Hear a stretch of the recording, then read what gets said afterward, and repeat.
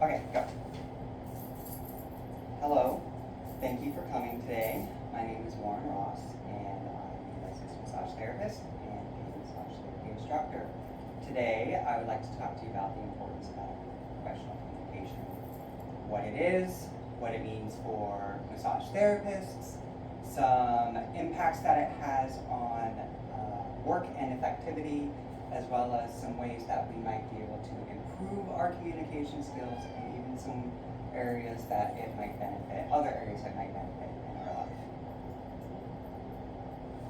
So I'd like you to imagine the following situation. You have a new client that comes in for a massage. You do all of your normal intake process. You ask about health history, massage history, medications, areas of concern. You also make sure to ask if there's any area that she does not want you to work into. She says no. So you perform the massage, everything seems fine, you thank her for coming in, send her on her way. A few days later, you hear from your manager that the client emailed her complaining about work into the pectoral area without asking for permission first. And you explain that you did ask if there were any areas that she didn't want you to work into. So, what happened? This is a great example of where more clear communication could come in handy. So, let's look at some consequences of poor communication. I'd like to preface this by saying this is not massage specific, but it does give us a general idea. So these numbers come from an article written by team communication researcher Maria Kopek. I believe I'm saying that correctly. So she estimates that approximately $30,000 or more per employee will be lost to poor communication skills in 2026. Another statistic shows 9.3 million per 1,000 employees. That's a lot of money, right?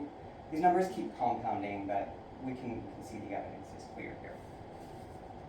In addition to financial impact, it also has an effect on productivity and burnout. So an overwhelming majority report feeling more stress, feeling less productive, and having an overall lower sense of job satisfaction. More so, about half of people report feeling like their time has been wasted or they've missed messages because of poor communication skills. A quarter also report even losing files. It has an impact on client experience as well. About a quarter also report poor client experience. And some even lose clientele because of poor communication skills. As we can see, proficient communication skills are pretty important to success. And this earlier situation could have turned out pretty bad. It didn't, and I know that because it was a situation I found myself in several years ago. Ultimately, the client really was just surprised about working into the area. She didn't really feel that I had necessarily done anything inappropriate. It might have been a minor miscommunication, but it served a much greater purpose, and it ultimately led me down the path that I am on today. Which brings us to professional communication. So what is professional communication? What does it look like for massage therapists? So an important part of professional communication with for massage therapists, is assertive communication. Assertive communication is one style of communication, and it is at the foundation of building the therapeutic relationship. It helps to foster trust and safety. It is a style of communication that is a two-way street. You ask clarifying questions, you gain feedback from the receiver so that they can make corrections. It is being respectful of others' boundaries as well as yours, while confidently and appropriately expressing your desires, needs, and feelings. An important component of active listening is, of assertive communication is active listening. An article published on the National Institute of Health describes active listening as being fully present and aware, being able to paraphrase and reflect. Again, that's going to be confirming what we hear and allowing for any corrections to be made. It is also coming from a place of non-judgment. Which kind of brings us into our next little topic. There are these things known as challenges or communication blocks. In a report for a project that's part of the Department of Defense, which I don't remember the name of the project, but there is a link in my references, describes communication blocks as anything that comes in the way of communication happening effectively. This can be things like our worldview, our educational and cultural backgrounds, our cognitive biases, as well as things like our mental processing and learning styles. So it's important for massage therapists to recognize these blocks so that way we can work to remove them and foster a more therapeutic relationship with our clients. With clients specifically, we want to set clear expectations around policy and procedure, as well as consent. So we want to make sure that our clients are knowing when they should arrive, how they should dress, how they should be groomed. They should be aware of any policies regarding cancellation, no-shows, and anything like that. We should also be mindful of being respectful of their time. If we as massage therapists show up 3 or 4 minutes late, it kind of sets this precedent that maybe we don't really care about the treatment. So it's important to also be mindful of that. Some other things we need to be mindful of in our conversations with clients are ethical considerations. So, massage therapist and writer for Massage Therapy Journal, Maureen Solomon, reminds us of these ethical considerations. Some of these considerations are things like becoming too friendly with our clients or oversharing personal information. Because of the innate power balance in the massage therapist-client relationship, when we blur those boundaries and those lines, that therapeutic relationship becomes at risk. And this also goes for if we have friends that become clients. This can become tricky because, again, it kind of dilutes that therapeutic balance. I have worked with friends in the past, and in those instances, it's just really important to make clear boundaries and expectations, leaving personal conversations outside of the treatment room. On the same line of ethics and boundaries, regarding late and cancellation, it's also important to set clear boundaries around office hours when you do or do not respond to messages, answer questions. It's also important to set clear expectations around what massage therapy is, what it can and cannot do, as well as avoid making any claims. Renee Zogden writes for Massage Bodywork and Magazine about just that. It is, I think, really easy to overstate the claims of massage sometimes because as massage therapists, we want our clients to feel better. But it's important to remember that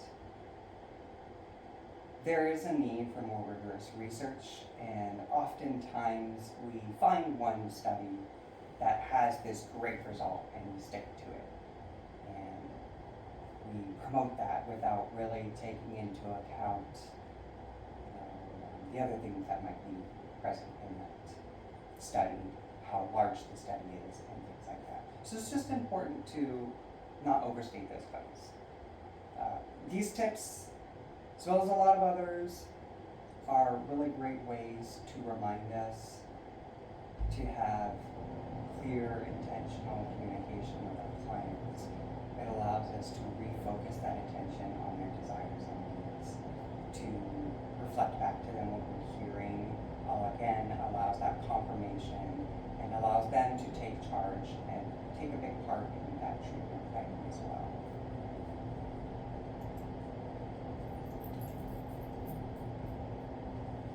Alright, so some other ways.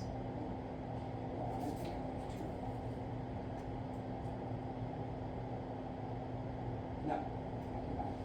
So, sorry. Other areas that improving our professional communication skills can help with. It can help in educational settings, and it can also help potentially within our personal relationships as well. So because increasing our professional communication skills can help build better critical thinking, it can help promote better problem solving and collaboration. It allows us to have a more clear expression of our needs.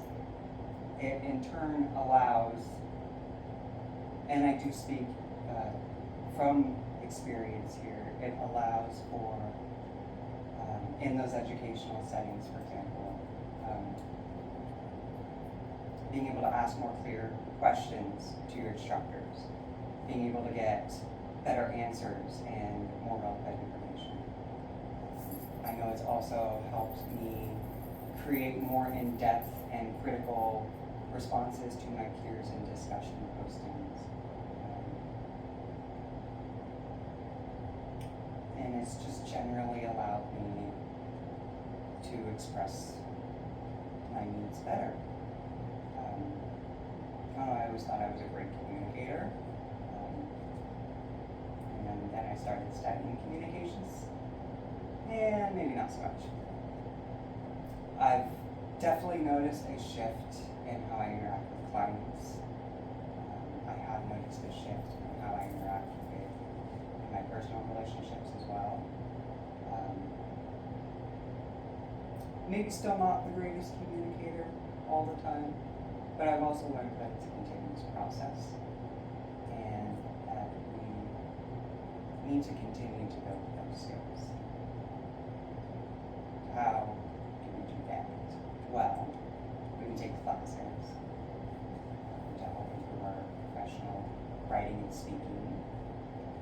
As massage therapists, this can help us take better notes. It can help us communicate with colleagues and clients as well as other medical practitioners better.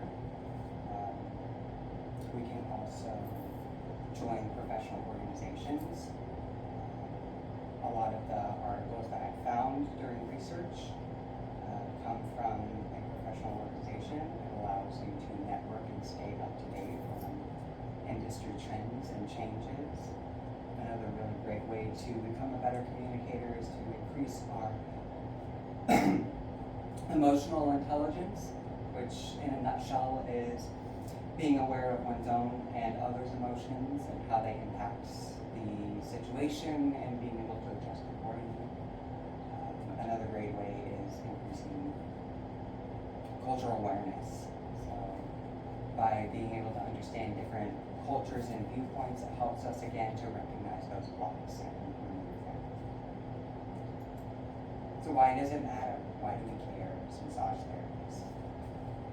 I think that massage schools put a lot of emphasis on assessment methods and techniques.